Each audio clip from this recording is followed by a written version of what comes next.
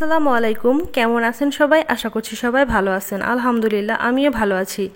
আজকে আমি আপনাদের মাঝে টক ঝাল মিষ্টি আমের আচারের রেসিপি নিয়ে হাজির হয়ে গিয়েছি।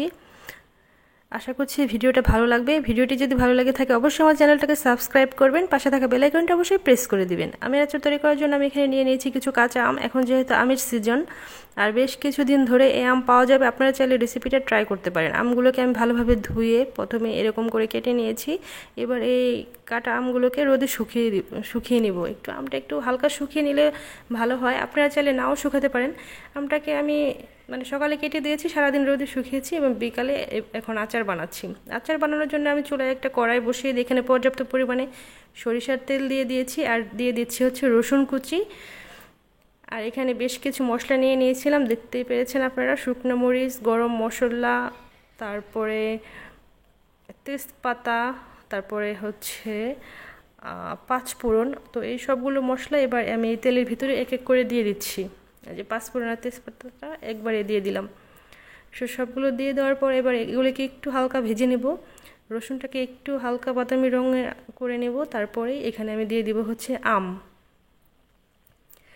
এই রসুনগুলো হালকা এই যে একটু বাদামি রং হয়ে এসেছে। এবার এখানে আগে থেকে কেটে শুকিয়ে রাখা আমগুলোকে দিয়ে দিচ্ছি।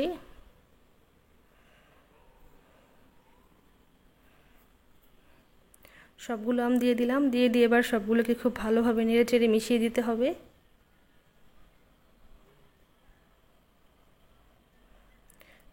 খুবই মজাদার একটি রেসিপি। আপনারা রেসিপিটা ট্রাই করে অবশ্যই আমাকে কমেন্টে জানাবেন কেমন হয়েছিল।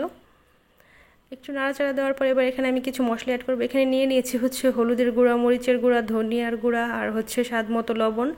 আমি মরিচের গুঁড়াটা আমি আমার পরিমাণ মতো ঝাল অনুযায়ী দিয়েছি। আপনারা যদি আরও বেশি ঝাল খেতে চান আপনারা কমিয়ে বাড়িয়ে দিতে পারেন। তো মশলাটা দিয়ে দিলাম। এবার মশলার সাথে এই আমগুলোকে খুব ভালোভাবে কষিয়ে নিব।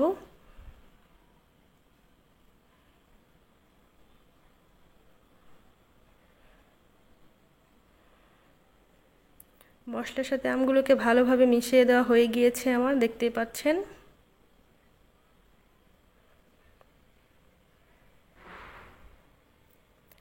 এবার আমি এখানে দিয়ে দিব হচ্ছে চিনি। চিনিটা আমি পরিমাণ মতো দিয়ে দিয়েছি স্বাদ অনুযায়ী।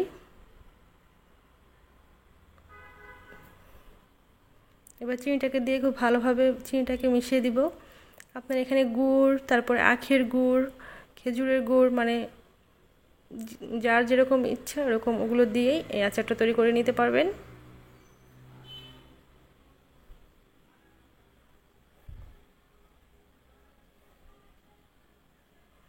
চিনিটা দিয়ে আমি বেশ কিছুক্ষণ আচারটাকে কষিয়ে নিয়েছি। আমার আচারটাও তৈরি হয়ে গিয়েছে, দেখতেই পাচ্ছেন।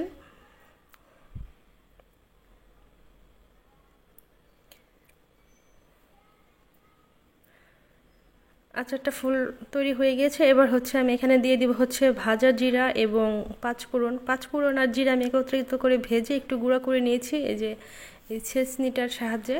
তো এখান থেকে কিছুটা ভাজা জিরা এবং ভাজা পাঁচফোড়নের গুঁড়া দিয়ে দিব আচারের ভিতরে। এটা এবং শেষের দিকে আচারটাকে চুলা থেকে নামানোর আগে দিলে আচারে খুব ভালো একটা স্মেল পাওয়া যায়।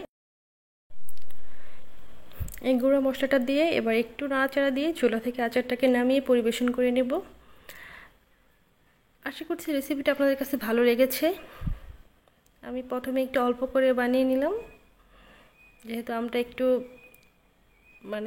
প্রথমের দিকে আমের হাড়টা যখন একটু হার্ড হবে শক্ত হবে তখনকার আমটা দিয়ে আচার বানালে আরও বেশি ভালো হয়।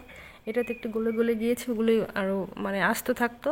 তো যাই হোক, আমি তখন আরও বেশি করে বানাবো, তো এখন একটু অল্প করে বানিয়ে নিলাম। এই তো আমি আচারটাকে পরিবেশন করে নিয়েছি। এই আচারটা আপনারা চাইলে ফ্রিজে সংরক্ষণ করে রাখতে পারবেন, আবার 1 মাসের মতো তো বাহিরে রোদে শুকিয়ে রাখা যায়। আর বেশি রাখলে ফ্রিজে সংরক্ষণ করে রাখতে হবে। একটা কাচের জারে বা প্লাস্টিকের বয়মে ভরে ফ্রিজে খুব ভালোভাবে সংরক্ষণ করে রেখে দিবেন।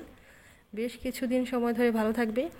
এখন যে গরম পড়েছে, আমি তো এই আচার দিয়ে একটু ডাল রান্না করে ডাল দিয়ে আচার দিয়ে ভাত খেতে খুবই ভালো লাগে, এবং এমনিতেও রোদের সময় খাই, খুবই ভালো লাগে। আশা করছি আপনাদেরও ভালো লাগবে। রেসিপিটা ট্রাই করে অবশ্যই আমাকে কমেন্টে জানাবেন। সবাই ভালো থাকবেন, সুস্থ থাকবেন, সবাই সবার খেয়াল রাখবেন। যেহেতু অনেক গরম, সবাই সবার জন্য দোয়া করবেন। তো আজকে এই পর্যন্তই। আল্লাহ হাফেজ।